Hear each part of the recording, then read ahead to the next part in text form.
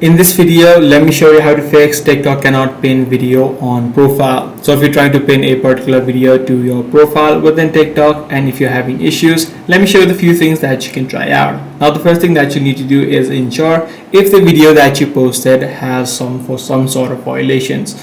So you'll need to make sure that the video that you posted does not have any sort of restrictions or does not have any sort of violations. If this is not the case with you and if you're having issues regardless, what you can try out is try to clear out the TikTok app cache. So just tap on the three lines on the top right, head over to settings and privacy.